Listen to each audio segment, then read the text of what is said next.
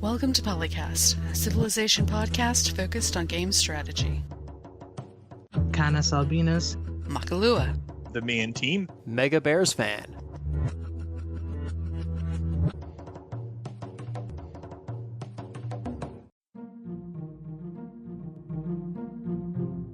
Did he step away? Nope, there he is. No, I'm here. Okay. Welcome to PolyCast episode 437 with the always attentive TheMeInTeam, also joined by CanusAlbinus, Too many Rayquazas today. Makahlua, I think everybody needs coffee this morning, apparently. and MegaBearsFan. Yeah, I probably shouldn't stay up till 1:30 playing football. Do it. Is it the right football or the wrong football? Yes. You could stay up watching it. Yeah, I think 1:30 is 1:30 regardless of whether you're playing or watching. But then you can have a couch nap. I could, yeah.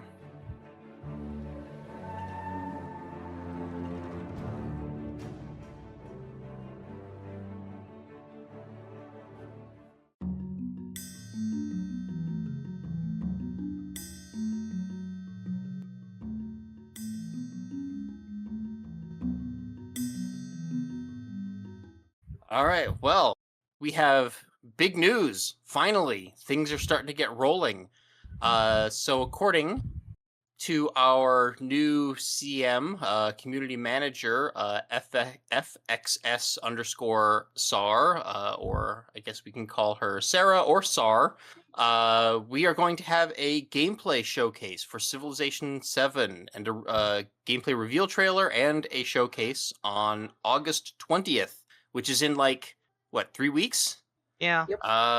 Yeah, at says here 11 a.m. Pacific time, 20-minute gameplay preview, 1:30 p.m. Pacific time, and then they're going to be showing off the game at Gamescom, which is going on later that week from August 21st to 25th. So if you will be at Gamescom, you will have a chance potentially to see Civ VII. I don't know if it will be playable or not. I doubt it. But so you might not have a chance to play it, but you will have a chance to see it and potentially see more than what we will see in the preceding gameplay trailers and deep dives. And then there will be a developer panel with Kinda Funny Games' Greg Miller at PAX West on August 31st at 11 a.m. Pacific time. So, yeah, I mean, like, this is really starting to feel real now. Yeah, considering they've got 3 more weeks and they're already at a point where they have a playable game, I don't know, they might actually have it available to demo at one of the two. I guess we'll find out. Possible. Hard to Also, say. for those who are not aware, which I think is everybody, I think everybody knows this by this point, but Gamescom is in Germany, so it's not particularly accessible to those of us in America, but the internet exists, and that should be fine. Oh, Just yeah, gotta there'll be do a plenty- VR thing. Yeah, there'll be plenty of the European players who would be able to go to that, and I'm sure there will be reports from the Euro gaming sites. And then PAX West is in Seattle, which it still amazes me that they hold PAX West in the summer and PAX East in the winter, because PAX East is in Boston in February. And anybody who's ever been to Boston in February will tell you, not a fun time to be there. Whereas in the winter in Seattle, it's not great, but it's not anywhere near as bad. Yeah, It's not the land of ice and snow. Right. And summers are getting pretty bad along the entire West Coast these past few years. I mean, we've had, Seattle and Oregon getting heat waves as bad as what we get in Vegas and Texas. Yeah, and then everything's not set up for that kind of temperatures over there. Yeah, those poor bastards, a lot of them don't even have air conditioning. Yeah. So hopefully it is not miserable in Seattle on August 31st. Just use a RimWorld passive cooler. Or on fire. I'll be honest, it's Seattle. They get good weather and mostly not hot weather all the time. So when they get a little bit of heat, I don't feel sorry for them. I think when I usually hear about heat waves in the Pacific Northwest, it's usually like Portland. That's the place that's suffering, not Seattle.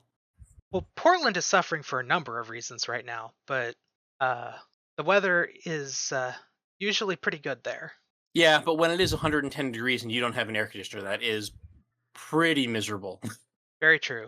Yeah, And potentially dangerous. deadly. Yeah, potentially deadly. So It really is a shame that they don't work like that. The passive coolers in reality are not as good as they are in RimWorld, to put it mildly. I know, it'd be great. Those things if are they were good. incredible in RimWorld. I'd love to have that. I mean, a passive cooler sounds awesome. Does that cost as much on your electricity bill as an actual air conditioning does? Because No. In RimWorld, they're free electronic. You're just building them out of wood. It's almost like a swamp cooler type of a thing. And it's like, but Yeah. how? Yeah, but unlike Yeah. reality, there's no like cap on humidity for the cooling effect or anything. You just put it in there, and it takes you Yeah. down to like room temperature ish. Yeah, the I $400 mean- to $500 a month electricity bill for air conditioning is pretty brutal, and we can't really do swamp coolers here either because of water shortages. So If it works like that, they would be everywhere in the world. If they worked like Oh, for RimWorld. sure. Same thing with solar. If solar is good in reality as it was in RimWorld, my gosh, we'd be using nothing but solar. if you could just make an air conditioner out of wood, yeah, sure, that would be great. Yeah. Remember that this is multi-thousands of years in the future, so they're Yeah. And it's like alien wood. I don't think the laws of physics change in that time frame. Well, it's like any like crafting survival game. Like you build like an entire shelter out of like 2 sticks and like a leaf, which you somehow turn into rope. So Unless it's Elden Ring, then you can't have rope until the DLC. Get wrecked. I guess we won't be building any tents in Elden Ring then. Nope. Only destroying them. By rolling on top of them. of course. Yep. Which is the optimal way to destroy anything, of course. Roll on top of it. I mean, to be fair, I think if I'd like dolphin dove into a tent and then did a rolling move, it would probably damage the tent pretty significantly. Unless the tent is like massive, it's like one of those circus tents, then I would just look like an idiot as I like, bounce off it. Also, I am impressed by anybody who can physically perform a FromSoft roll because it is a pretty acrobatic move. Yeah. Regardless wearing- of what you're wearing. While wearing plate armor, yeah. Yeah. If you're wearing 100 pounds of armor on top of it, that would be, I mean, you'd be like the best athlete in the history of everything. Yeah, I think relative to some of their other feats, it's not as impressive though, just because they're so friggin' strong generally. I mean, I remember the meme of the person who like went to like Comic-Con or something. This was years ago, dressed up as Solaire, and just would pull out his sword and be like on guard, and then when the other cosplayers would pull out their weapons or whatever, then he would just start rolling circles around them, and it was funny and it was good. But like, dude definitely could not do an actual Dark Souls roll because like nobody can. I'm telling you though, if you had Dark Souls strength, like you could squat 2,000 pounds in sets, you could probably do those rolls pretty easily, even in armor. Yeah, probably.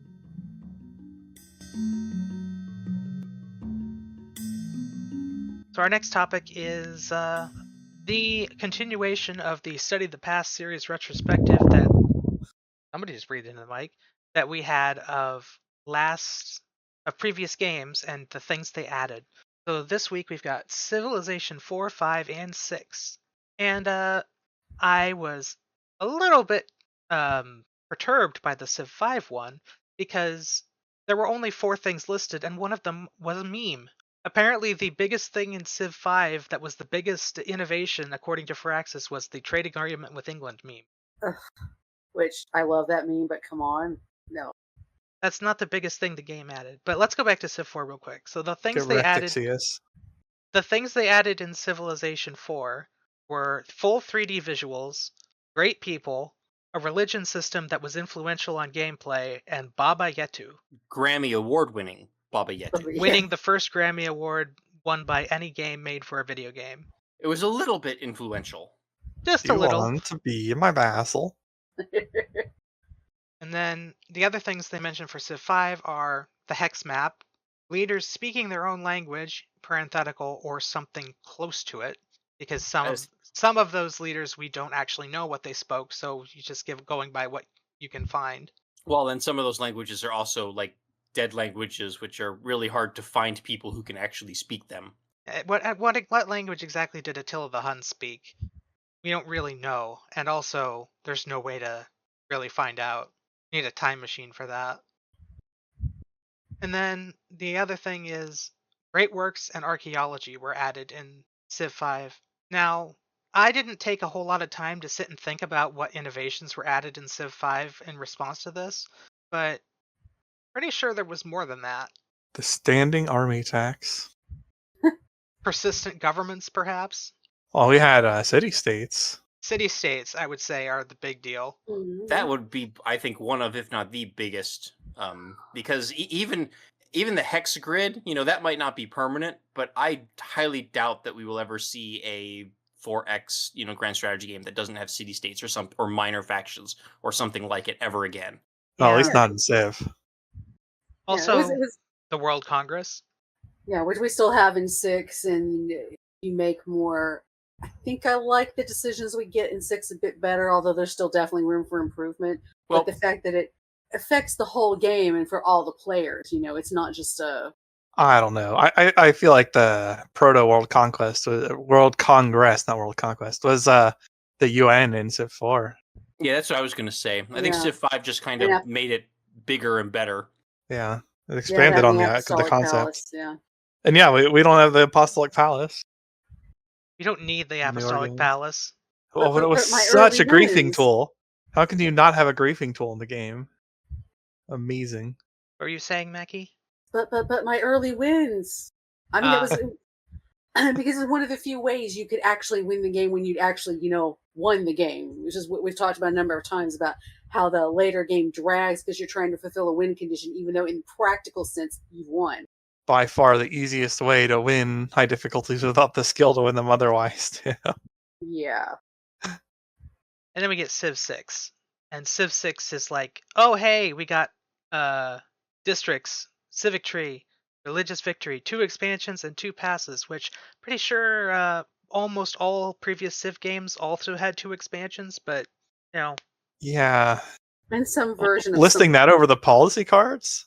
Yeah. You're very customizable government. You just go in there and spend between 50 and 100 gold, depending on the era. Boom, change your government around from a war footing to a more diplomacy or a science I really like the policy cards and how it lets you change the government. You're not locked into things the way we used to with the other types that we've done before. There's a lot of planning and timing in that system. And then they say great ages. I would give them that. Loyalty happened in Civ 4 with city flipping. Yeah, with culture. Yep. Governors are pretty new. Environmental effects are not new. They've been in, Civ 4 before. Gotta love those random events. I think even earlier they had. If you want to count the early global warming, which started desertifying everything. Yeah. I feel like there was already some of that stuff going on, like Civ 2. In defiance of how global warming would work, yeah. Yeah, well, none of the Civs have accurately represented global warming. It's a game mechanic through and through. I think it's worth giving them credit, though, for systemizing that stuff as opposed to just being completely random screw you dice rolls. Yeah. Where, there's perceivable consequence to your actions that influence those sorts of things, except for some of the flooding and stuff like that was pretty random. But I mean, hey, you settled near a floodplain, so. I'm gonna tell you, having played Civilization 6 quite a bit, the environmental effects are rarely the result of my actions because I don't build coal and oil factories, and as a result, I don't have a lot of control over who does and how much carbon gets added to the atmosphere. So all the global warming things happen to me without my actual intervention. Fair point. So Civ 4 was poorly documented. There was a lot of mechanics that went into when global warming started, and the desertification being random wasn't great. But there, how many trees you cut down, and the amount of pollution that was being done in the world, and the type of power you're generating, all of that had an influence on global warming. They just didn't put it together, like you're saying with later Civs, where you would have reasonably predictable events from that. Yeah, I mean, I'll rephrase a little bit. It's not necessarily the result of things that you do, but rather the result of the things that the agents within the game do, whether it's players or AIs. And, the important thing being that the system is predictable to a large degree, as opposed to, like I said before, just being completely random dice rolls. Yeah, we even have some of the tiles marked on the map as yeah, you can build here, but it's going to get flooded if you don't watch global warming. Yeah, and it's there from the start of the game. Yeah, and that's the sort of thing where, I don't imagine ever seeing random events the way we saw them in Civ 4 again, because systems Gathering Storm are far better. Agreed. Game has Yeah, decided I don't miss randomly a events in Civ 4. Category 5 hurricane hits you. Yeah, thanks, game. I usually just turn them off anyway. Yeah. In Civ 4. Yeah, I remember you having a rage about that one time in a game when we were playing. It's like, yeah, nobody Oh, yeah. disagreed. There was some stuff that was just like it could be game breaking if you got some of the really low odds like things happening at a bad time. Yeah, and to me, that is for me at least what would define a game feature being like, innovative or having like a legacy is if this feature comes along and the ways that games in that series or in general used to do things, if they stop doing it that way and they start doing it the new way, that's I think a truly innovative feature. So I do think that warrants inclusion. And then they put World Congress as part of Civ 6, even though it's been in, and it's Was not a even effectively different than it was in Civ 5. It's just earlier. But yet still also feeling like a strict downgrade. Yeah. I don't know And about then- strict, but there's some trade-offs that I liked 5 more. They list the Information Age, which that was in Civ 5 as well. Game modes, which if you've ever seen Civ 3 and all the different various game modes you had in that, talking about you Regicide, for example, that You had like Barbarian mode in Civ 4 too. Yeah. The game modes aren't new. and then Personas, which are just glorified alternate leaders, really. Wait, even Civ 2 shipped with some game modes. Yeah. I remember playing like XCOM but in Civ and stuff. Well, I mean, all the games have had scenarios. Yeah. So that's definitely been there all along, except maybe for Civ 1 might not have. I don't think Civ 1 did, but I know that everything after it did, except vanilla Civ 6 didn't have any. I mean, even just checking the Raging Barbarians checkbox in the settings is arguably a game mode. Yep. And we don't even have that in Civ 6, so... My guess is they're just putting all this stuff in Civ 6 so people will go and buy Civ 6 while it's still relevant. It was on a pretty steep sale, I think, a few weeks ago. One of my friends at work bought it. Yep. It goes on steep sale all the time right now, and has for the last few years. Yeah, it was the summer sale, the Steam summer sale.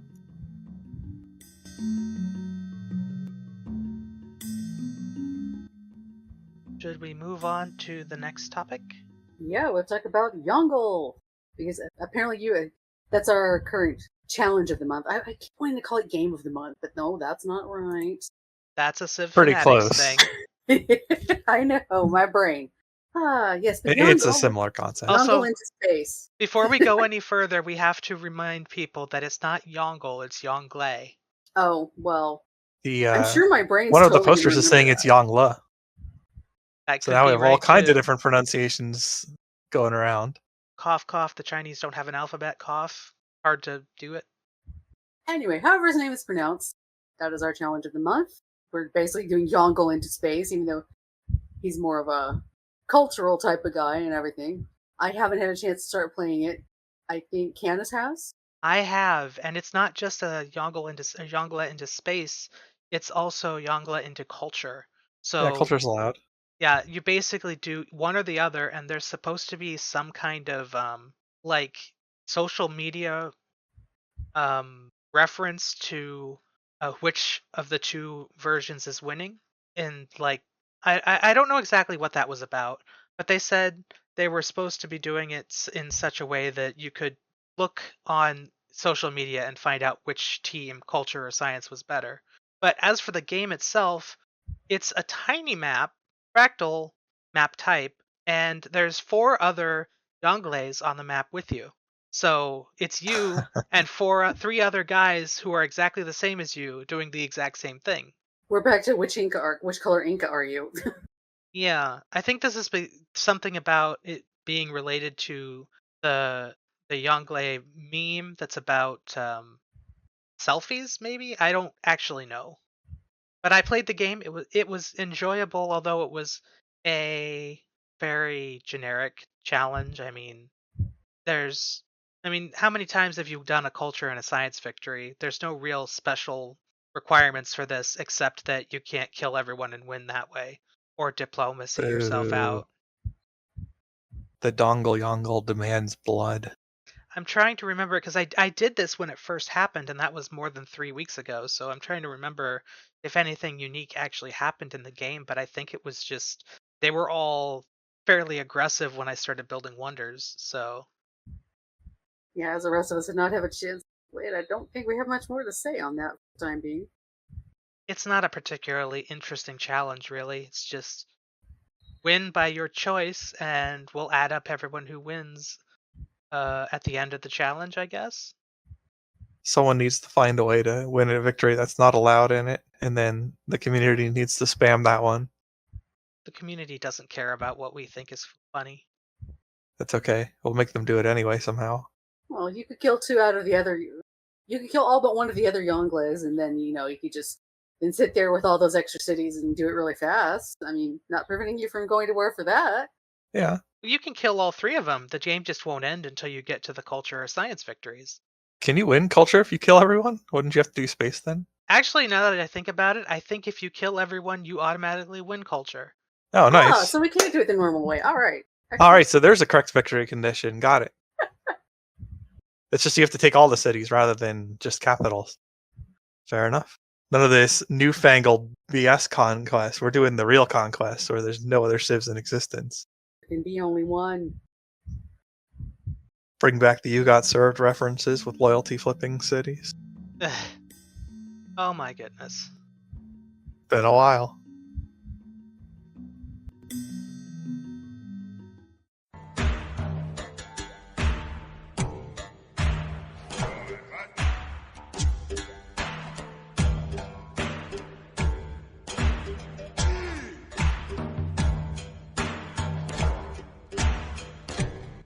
Is it time to talk about navies? As in, Oh, I guess. Does the AI ever build a great navy by planetfall? No, it doesn't. Okay. I was going to say, this sounds like a short topic to me. No, I don't think I've ever seen a significant AI navy. I've seen remember in to Civ use 6. some things for defense occasionally, and every once in a while they'll bring something to bombard. But comparatively to how the humans do it, yeah, not really. Yeah, it makes boats. But, like, this isn't like the naval carpeting you could get in Civ 5 or like stacks of 150 to 200 plus ships on high difficulties in Civ 4. My experience in Civ 6 is that some of the AIs will start to build a navy very early in the game, but then they just kind of stop building them. And if all their ships get sunk early, they do not build new ships to replace them, which is kind of an issue with Civ 6's like military unit construction logic in general. I noticed this recurring trend in Civ 6 where if a particular faction's AI faction's military gets like wiped early in the game, they never build new units to replace them until maybe like very late when a bunch of like new types of unit lines come into play, Right. where they're not upgrading previous units, they're building new units, and then you just have a unit that has like nothing but AA guns. I do know that Brazil builds a lot of battleships because that's their unique unit and they're flavored to do that. Yeah. And Norway will also do the same thing. Yeah, although Norway will have the problem that I mentioned earlier. Well, they'll build a handful of their longships, Longboats, and then they'll get sunk, and then they don't build any more ships to replace them. Boris Goodenough is pointing out a few posts down in here about the fleets he's seen in Civ is the barbarian fleets, and like yes, if you have a couple of camps that are not close enough for you to get to, and they have the chance, they will spawn giant fleets of ships. I have seen this. Oh yeah, there will be plenty of barbarian caravels out there, which is why I always, evangelize for the privateer unit in Civ 6, because you just have a couple of those, 2 or 3 privateer units. You can go and wipe out all those barbarian caravels, and then use the coastal raid ability to take their outpost and just get a butt ton of free gold from it. Even early game though, they'll still do it with quadrenes and galleys and. Goodness help you if one of them's got a specialty ship, like they can make the Viking longships. I've seen the Byrenes as well. Yeah, the barbarians will absolutely raise any city on the coast if you build it early enough. So the question is, why can't the regular AI do that? I think it's just a flavor thing. They just don't have the flavor to. And again, in general, it's with military units. Like I think what I think my guess is that the way that the AIs are programmed is they prioritize building units very early in the game to defend themselves, and then have very low or no priority for building units in like the medieval, Renaissance, early industrial era. And so they just don't. So if they lose those units that they built earlier, they don't bother replacing them. They will upgrade their units that still exist if they're still on the map, but they just don't build new ones. We have a report from Miserable Old Git, who says, playing on huge splintered fractal maps, every game the AI spawns at least 1 or 2 massive navies, as in navies big enough to actually kill GDRs. Wow. That I've never seen, but I've never played on huge maps either. Well, there you go. And I remember as well, like when Civ 6 first came out, like the AIs would never build air units. And like I think they had to fix that in a patch. So, and I wonder if that's a similar problem, and they just never fixed it for navies. Yeah, because I think even now the AI is still not the greatest with the air units. I mean, they'll build them and they'll actually use them now, but it's still like with the navies compared to what a human player would do with that. Except, ironically, they've always loved AA guns. Yeah, In both I Civ know. 5 and Civ 6, there will be carpets of AA guns, but there will not be a single plane in sight. Well, Yeah. that might be a self-defeating or self-fulfilling prophecy, because if the AIs have big fleets of, AA guns, and then they go to war with each other, if they have airplanes or not, they're going to be gone. So Sure, but the AA guns are there weren't planes to begin with, and then there are just AA guns all over the place. So, I mean, sure, I guess you could make the argument that, yeah, why build planes if they're just going to get shot down by AA guns, but Planes aren't allowed in this world. Everyone goes AA. I think Yeah. this is another one of those issues that comes up a lot where, because of the way they test the game, it seems like they are missing some key points where the AI doesn't work properly. Because they talk about how, or they talked about in a GDC conference once, or in other places over time, where what they do is they'll have a computer just like they put all the AIs together in a simulation and just let them run like multiple games overnight while they're at home, and they come back and look at the overall performance and say, okay, so the AI, some AIs are doing better than others on this statistical level, and they change things based on that. And that can cause problems because they're not looking specifically at what each AI does and how it results that way. They'll just buff up the units a little bit.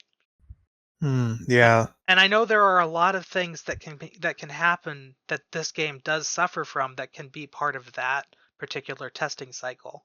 Not that it's a necessarily bad cycle, but you just gotta do other types of testing too, or else you're gonna miss big things like, oh hey, the AI doesn't build units for their navy enough, or they don't build new units after the classical era, or stuff like that. Yeah. I mean, I think fundamentally, like, why do you build land armies, right? You build land armies because the other civs have land armies, and you need to protect yourself. So one of the soapboxes that I've been on for a long time is one of the things that I think will improve the way that navies work in Civ across the board is if they bring back, some kind of piracy mechanics, like the hidden nationality of privateers that was in Civ 4 and colonization, and make those units available earlier, like having like a medieval Corsair unit or a classical Corsair unit, late classical, that has hidden nationality, because now you have basically barbarians with an agenda, and then you have to build a navy in order to defend yourself. Right. And then once one player has a navy, then the other players are going to be like, oh, your naval strength is very high, you are a threat, we have to build a navy in response. And then they all sink to cities in archery fire. Well, that's possible, but it's not always going to happen, right? Probably not. Well, with AI, you never know. The AI might reliably suicide its ships at first. So yes, please bring back privateers with hidden nationality. Pretty please. Oh, you know what the next Civ game needs? It needs the Hearts of Iron 4 naval invasion sound. Oh no. Amazing. I don't know how this is going to work, but give me a second. Oh. Soundboard time. Oh, yeah. I barely heard it. Did you guys Every hear few it? seconds I in heard Hearts it. of Iron. Kind of soft. Brrrr. AI is trying that crap somewhere. There we go. I turned up the soundboard so the stream could hear it. The best part about it is that most of the time nothing happens when you hear that. But then every once in a while there's an actual naval landing somewhere that's like could be really crippling if you don't do something about that, because they'll get a beachhead and open up a new line against you. And usually you have very few units on that line. Yeah. So you can lose a lot of ground and get into a lot of trouble quickly if you're not really careful. I've seen people rage quit over it. I've rage quit over it. I didn't get the chance to rage quit over it once because I just died. But most of the time, I just garrison parts differently than the game does by default, and I'm fine. Yeah, it turns out if you have a single victory point and you lose it to a naval invasion that you're not watching, you just lose instantly. Yeah. Kind of hard to quit early that way when you've already lost. We should talk about Civ VII now. That's true. Well, I'm saying Civ VII should include that. No. Everyone would enjoy Points. it.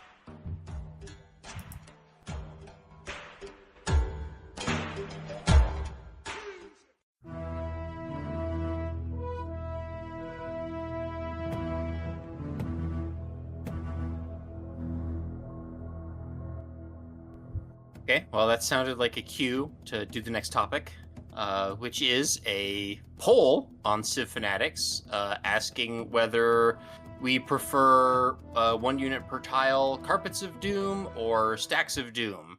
So be sure to log in and vote on your preference. Right now, it looks like Carpet of Doom is winning 53 votes to 44 votes against Stacks of Doom, and then there is a halfway option, which is in a close third place with 41 votes. So I'm actually kind of surprised by that result. I thought Carpet of Doom would be the overwhelming victor, even though I personally prefer being able to stack just because it makes things easier and more convenient to move across the board. But I thought that the fan base in general much preferred the 1 unit per tile. So I thought Carpet of Doom would run away with this one. But Well, we haven't had true 1 unit per tile in many years now. true. Yeah, That was like early Civ 5 stuff. We should also point out that Carpet of Doom is a thing that only exists in famous Civ 4 player Sulla's mind, because the idea of the Carpet of Doom as a massive carpet that cannot be moved through was only a thing that occurred in the screenshot he took when he was reviewing Civ 5 when it first came out. High difficulty Civ 5 early on would produce that pretty often. I saw it in both Civ 5 and Civ 6. Yeah, at higher difficulty levels, like Emperor and above, it would happen in Civ 5 where, like, city-states in particular would have a unit on every single tile that the city-state owned, and they would not be able to move. And some countries, some AI players would have, 20 units, and it wouldn't necessarily be every single tile, but like to the point where trying to move them, off the front line, like into enemy territory, would be problematic. And then in Civ 6, I haven't seen carpets like that, with the exception of when Vanilla Civ 6 came out, there were Spanish missionaries everywhere. Oh, yeah. And that was before religious units were on their own lair, and those I've forgotten about that. And those blocked movement. So there was the Spanish missionary Carpet of Doom that was a problem in launch Civ 6. Yeah, I was going to say, I didn't remember anything in Civ 6 that was anywhere near as bad as early Civ 5, but I mentally blocked out the early Civ 6 missionaries. Yeah. I'm sorry to refresh all that trauma in everybody's memory. I mean, I just saw it as an active war. Like, okay, well, if you're going to deny me military access in my own territory, I have a solution for this. Well, that was what you had to do, because that was the only thing you could do at that point. Yeah. Unless you had an Inquisitor, but like your Inquisitors weren't beating 50 Spanish missionaries. They just weren't. But your military could, for sure. Your military could, for sure, yeah. And it was always Spanish. Always Spanish missionaries. Yeah, something to Spain's flavor just encourages that. Yeah, just massive, massive spamming of missionaries. Yeah, I think we're going to wind up with some kind of mix. I don't want them to go the Millennia route, because that was annoying. Well, and I think it's also the direction the genre is going. It's the direction Millennia went. It's the direction Humankind went. So I think that's just the future of the of the genre. I don't know what Aura is going to do, but probably some kind of hybrid thing as well. I don't even is Aura even going to have hexes? I think it does, or maybe it's squares, but either way, Yeah. it's hard to tell based on what we know. I don't recall seeing a grid on any of the Aura screenshots at all, so I have no idea what they're using under the hood. When does that game come out? Is that later this year or next year as well? I think it's Oh later my this gosh. year. Someone's advocating semi-permanent army out of the stacks. Organizes similar to Total War or HOM. Haha. Be amazing. No, that would not be good in a Civ game. I didn't say it would be good, but it would be amazing. A different kind of amazing. Troll amazing. It would just bog the game so much because of the differences in scope. It Now, would, if he just means like the unit portraits and movement, then actually that's reasonable. Because like Heroes of Might and Magic, like you wouldn't be able to copy their tactical combat into Civ and have it run cleanly. That would be a nightmare. But if you just mean like you have this many slots that can go into an army, and like you have to pick your unit types or whatever to fit those slots, and you can only fit so many per area. Okay, that actually would work. Well, and that's again pretty much how humankind does it. And Yeah. there's like technologies that you research that increase the capacity of your armies. And of course, HOM itself is varied a little bit game to game. I would kind of like to be able to like kind of decommission my, not like permanently disband them, but like put them in cities and garrisons and have them just kind of like disappear from the map. And if they could even do something useful, like, I don't know, do like training or something like that, or increase the productivity of the cities or something like that while they're there, that would be nice. Be maybe too heavy of a buff to military units to have them like be Yeah. productive. But having them just like disappear and then come back when you need them, that would be a nice quality of life. Or maybe not having to pay the maintenance cost when they're like, just garrisoned in a city or whatever. that would I not don't know. work. And have them I mean, you disappear. already have like some mechanism for that in some of the games where you pay more when they're outside your borders than inside. But it's like I don't want to, even as a military player, I don't want to make military the only thing you build. And those types of changes would push it towards that direction. By itself, it wouldn't be, it wouldn't make it the only thing you make. But yeah, if you're getting more productivity out of that, or you're not paying for it, then you have much more incentive to just make ridiculous army sizes and then get a tangible economic benefit from them. And then you hit some break point, you pull all those out, and now you just go mop a significant chunk of the world. Yeah, I mean, it would depend on whether the investment in building the units is, surpassed by their productivity. So Sure, But, but I I mean, mean, you're- ultimately, those units still have another use, which is to go knock some heads. So Yeah. any benefit that you're getting during the build-up phase, in addition to doing their ability to do that, is just a straight-up buff, unless you nerf them otherwise. I'm just saying something that takes them off the map when they're not being used. Oh, for quality, Would- yeah. I would mean, be- that part of it, I agree For- with. That'd yeah, be for really quality nice of quality of life. life. You don't have to give them any special stuff beyond that. Just the ability to do that, to like make it less painful to manage, would be appreciated. Yeah, Yeah, or like- even if it's. Oh, go ahead. I was gonna say, like, if you have an encampment in your city, maybe you can park the army at the encampment, and they have like a reduced maintenance while they're in the encampment. Yeah, even or- that. Even if it's just something as simple as they're allowed to stack when they're garrisoned in cities, but they can't That. fight when they're stacked, and they can Yeah. stack when they move on roads and railroads. So I can move my entire army at once, but they can't fight when they're stacked. Like even something like that, I would appreciate. Of course, the AIs would have to know how to do that, but Yeah, I was just gonna say that's some a AI different- bait right there. it's a different But- story, but yeah, just something that collapses those carpets or makes them disappear so that they're easier to move with fewer clicks. Because again, I bring this up all the time, is one of the most frustrating things about fighting wars, right? Especially when you start getting into, intercontinental wars in Civ 5 and Civ 6, is you win one war, and then your next war is clear across the map.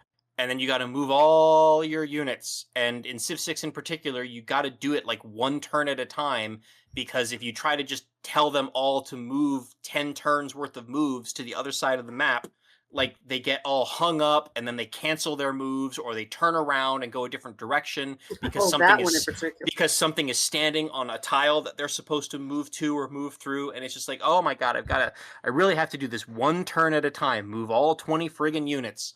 Like, come on, there's got to be a better way. Some of that is just inexcusably bad implementation, though.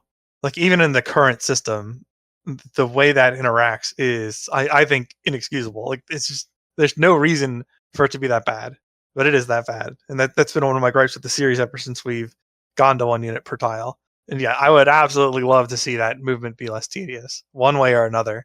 Yeah, and again, I liked Humankind's system. I don't know how the general community reacted to it, but basically you stack your units into an army, and then when they meet other armies in the field, you deploy them, and then it goes to 1 unit per tile. And I like that a lot. It was way easier to manage large armies in that game compared to Civ 5 or Civ 6. And also, you got multiple rounds of combat in a single round of like the main game, which sped up wars as well. So you didn't have one war that lasted for like 1,000 years, the way it will often happen in Civ.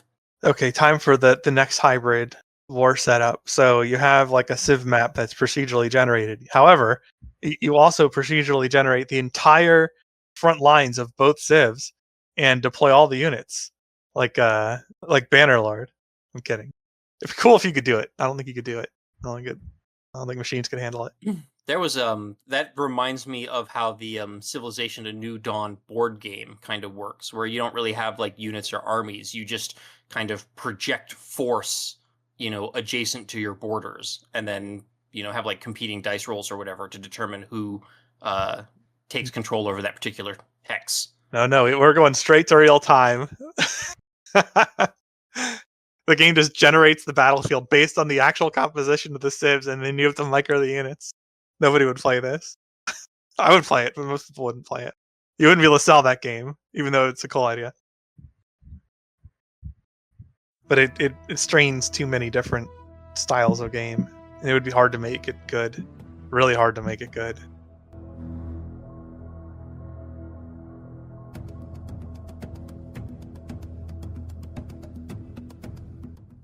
I lost the topic list. Oh, yes. Top 7 choices for unique units. Yep, there it is.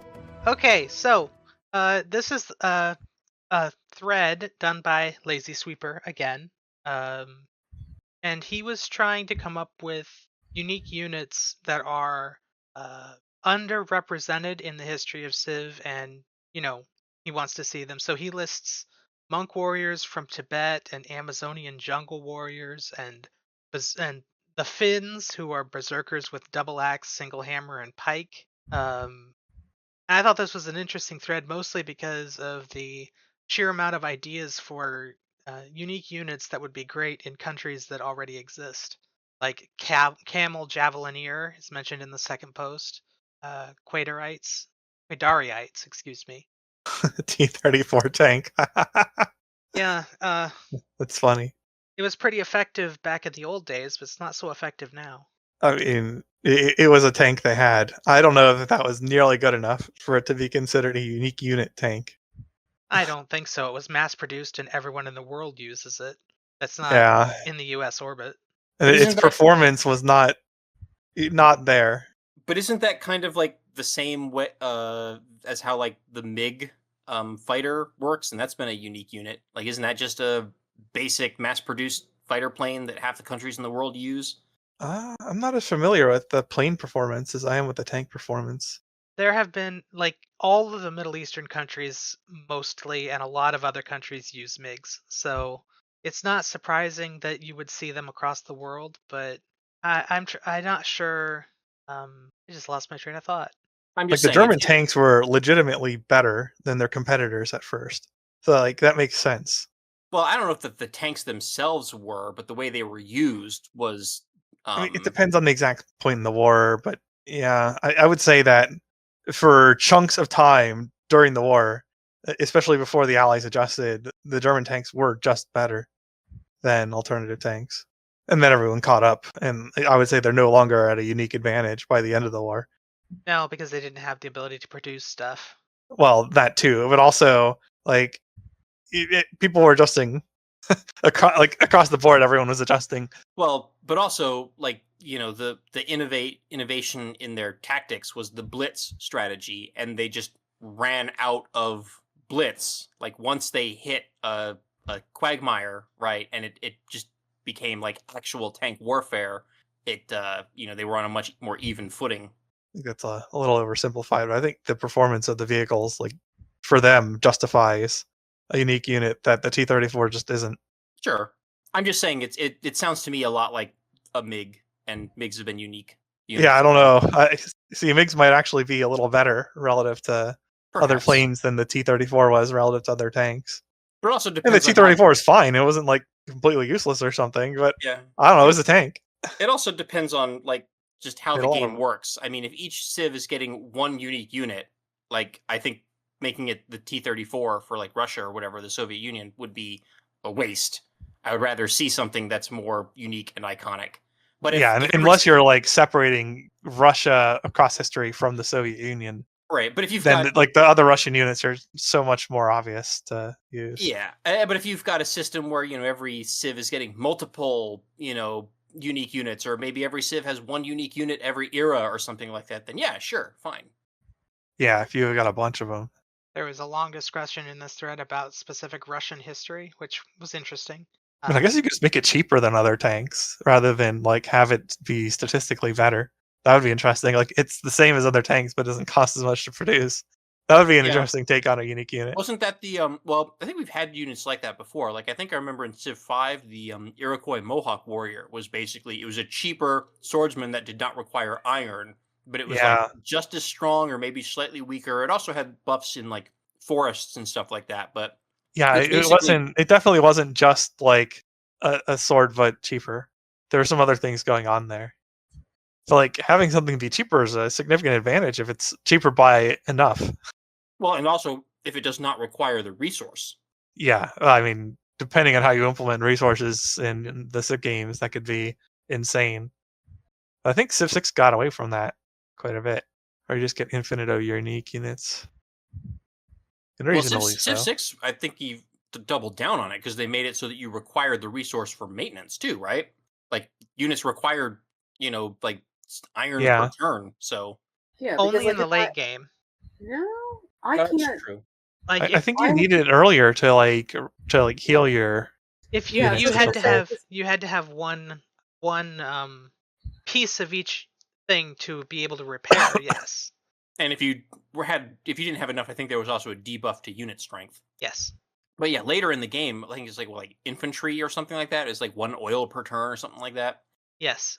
Yeah, that annoyed me that that was directly competing with tanks because there were kind of different roles, and yeah, you needed some fuel to support infantry, but come on Yeah, now.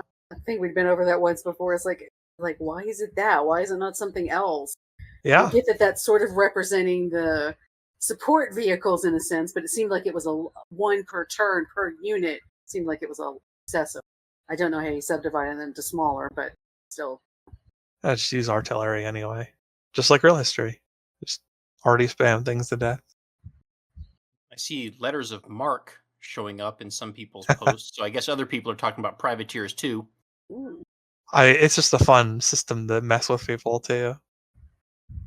And that would actually be an interesting mechanic too, is maybe instead of having a dedicated privateer unit, if like letter of marque was just a promotion that you could give to any or certain types of naval units that effectively turns it into a privateer. Oh, like it would remove the nationality flag? Yes. But Mm. yeah, it'd be a promotion that you could give to hypothetically any naval unit. This missile cruiser is totally not mine, guys. I don't know why you think that. Yeah, or Brazil's unique battleship. Oh, what? No, of course not. It's a that's not Minuscurious. That must have been one of the ones we sold to another nation. No idea who. Yeah, exactly. It was a gift. We're shocked that they're using it this way. Let's be honest, it was probably Chile. They definitely wouldn't give it to the Argentinians. Oh boy. There's a long history of battleship what would you call it? Battleship one-upsmanship in the South American theater, right around the time of the First World War and a little bit after. So you've got 3 of these countries that are arguably not in the best economic shape compared to the rest of the world, trying to build the biggest battleship against each other. Well, I think the battleship arms race was going on, everywhere leading up to the First World War, with like the dreadnoughts and stuff. Everyone wanted to build the biggest, bestest dreadnoughts. Well, the tech was improving so quickly too.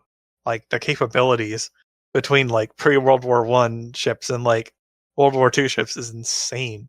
Well, I mean, and you even have like Japan that, recognized that the aircraft carrier was going to be the future of naval warfare, but they still built the Yamato. Yeah. Well, when you get Well, a like big until army, these you get a until big- these ships fought each other, it wasn't clear like what would perform the best in those naval battles. Can we stop giving the U.S. a unique fighter? It's We're had gonna one go in the back to past. Minutemen. I think it Yeah. was the F-15. F-15. Yeah. I'd rather it go back to Minutemen, honestly. Yeah, there's not a whole lot in between where the US had stuff that was like standing out relative to the rest of the world at the time. Even the Minutemen is a bit of a stretch. I want to say there was a game that had like the Navy SEAL. Yeah, Civ 4 did. But there too, like our special forces are great, but I don't know if they're like that much better than other special forces when not integrated into like the biggest military industrial complex in the world. I could maybe see an argument for like maybe the ironclad or a specific type of ironclad being a American unique unit. I don't I think guess you so. could do that, but I mean, I don't know. We only built 2 of them, I think, but We built one of them, the Confederates built the other. well, did the Confederates build it, or was it built by the United States and then just commandeered by the Confederates? Unclear. Because I thought it was a pre-existing U.S. naval warship that they like basically, captured and then renamed. I don't think that's true because the Confederate one was significantly less advanced and wasn't particularly good at its job. Yeah, I'd have to look it up. I don't remember. I would too. I'm not going to say one way or the other, but I don't think Either way, I don't know that like a ship prototype extends into being a unique unit that well. Also, other countries built them and built them better, so Yeah. Well, that's like starting the leapfrogging of naval technology. well, there was when a it comes to- period, I want to say during the immediate post-Civil War period where naval thought didn't really accelerate a whole lot in the US. It wasn't until much later that they did the Great White Fleet, which was where they really were like, oh, maybe we should build ships this way. Yeah. Although they advanced in the rest of the world. But yeah, Yeah, I the rest of the don't world see was the rest of the world was still actively fighting. We were just kind of sitting there. I don't see a UU out of that. I don't know No. how this would translate into a specific unique unit, but I also know that in the American Civil War, like there were a lot of new urban fighting tactics that were, and in fact, I mean that's been even in the Revolutionary War, like guerrilla and urban tactics were a big thing, but especially in the Civil War, and a lot of the militaries that were successful in like World War I and World War II were the militaries that looked at what was going on in the U.S. Civil War and adapted their strategies, and weren't just sending lines of riflemen out into an empty field or cavalry charging machine gun emplacements. Yep. The Civil War and the Revolutionary War were executed remarkably similarly, but the technology made a difference. So Yeah, like I said, I don't know how because that's more of a strategy tactics kind of thing. I don't know how that would necessarily translate into a unique unit. it doesn't. Well, a lot of really. unique units were more so because of the strategy and tactics than the quality of their equipment. Like amongst all of them.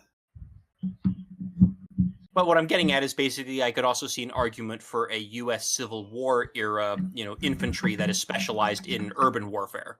Yeah, I guess I could see that. I just don't know what you would call that unit. Like some like redcoat-esque era thing, but that's more Gray coat. guerrilla. because Confed- Well, I'm Well, thinking we wouldn't more want to call them that. riflemen. Yeah, Yeah, I'm thinking riflemen though, not musketmen. So redcoats. Well, I don't know. Redcoats. Well, they had rifles. Rifleman replacement. Yeah. I mean, obviously, this is a little bit later than that, but yeah. Yeah. So I mean, like it's probably going to be a rifle analog anyway, not like a World War II infantry. Yeah, it yet. wouldn't be an infantry. So unless they have like like the Great War era stuff that like the Civ V expansions had, maybe it could fit in there. But even that's a little later than Well, Civ what I'm thinking. Civ 6 has that as well with the line infantry. Yeah. Well, that's true. Yeah. Yeah, I guess you could do something with that if you're bringing that into Civ 7. Maybe I'm just Just upset to mix it up. maybe I'm just upset because in Civ 5 and Civ 6 fighters are so underused. Well, and I think a big thing is like I think a conscious part of their design is they want every unit in the game to have a unique replacement somewhere. So, like, what other unique planes would you put in the game other than an American unique plane, or hypothetically the Soviet MiG? The B-52 would be an excellent choice. Sure, yeah. It's still an American plane, I mean, but It's an yeah, a American bomber. plane, but it's been around since the 50s, and it's not going away until the 2050s. Oh, so you're So, just saying your issue is specifically with it being a fighter. yeah, You're 'cause fine with a bomber. bombers are great. The problem with fighters is, when do you use them? Yeah, but again, you it's like, could make them more useful in Civ as well. Like Yeah. in Civ V, the absolute worst unique unit was the Japanese Zero because fighters didn't work that way. It like had a bonus to something that fighters didn't do. So maybe that's coloring my view of Civ 6, but in Civ 6 I've used bombers tons of times. I've never used a fighter. You could have like air superiority mechanics. what about a unique German Stuka dive bomber? So it's a fighter, but can be used as a bomber. Well, fighters generally That- can, I think, That would be in the interesting. game. Like you can attack land units with fighters to some effect. It's not nearly as good as bombers. Sure, but what I'm saying is you'd have a dogfighter / interceptor fighter unit, but that is also an effective bomber. Not think as effective as an actual bomber, but I think the only option you'd have for that would be either the Stuka or something like one of the American planes in the Cold War.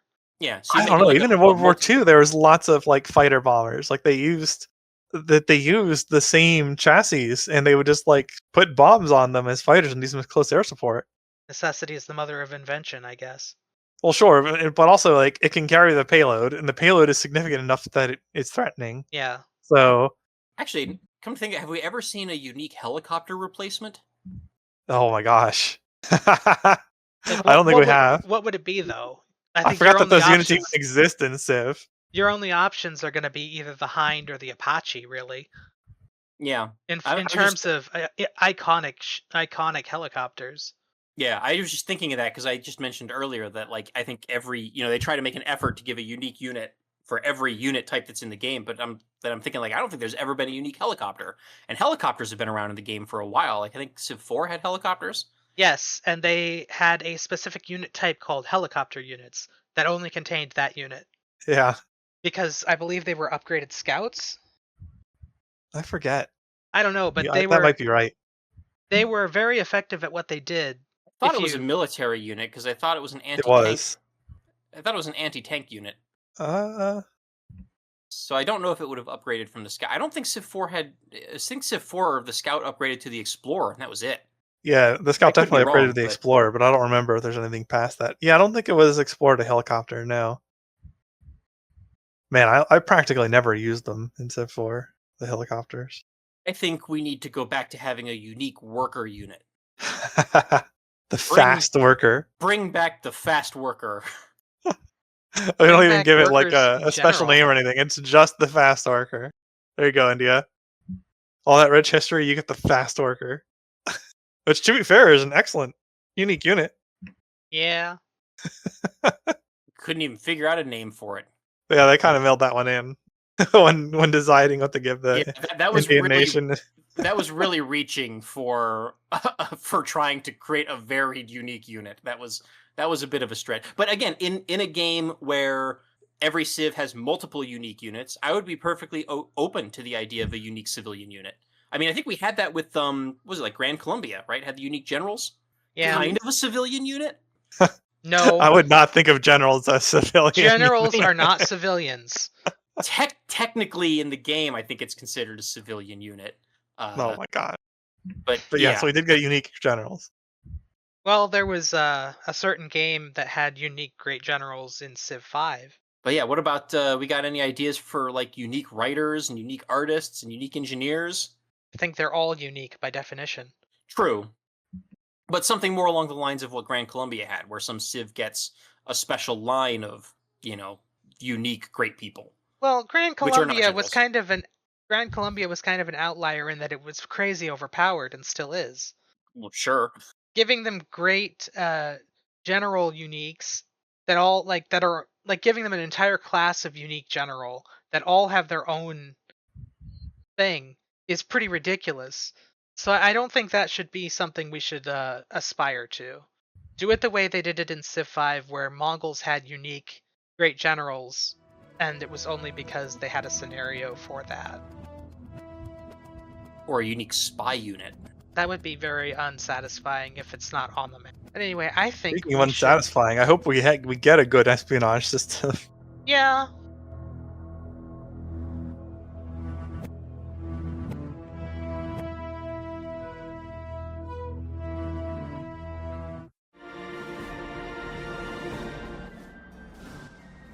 I think we should wrap up here. What do you think? I think this has been episode 437 of PolyCast. I'm Makahlua, with me as usual, CanusAlbinus, I think I lost the plot. TheMeInTeam, I've always got a plot I can deliver. MegaBearsFan. Now I'm going to be thinking of weird, unique unit ideas all day. I'm going to be chasing down Rayquazas. Okay.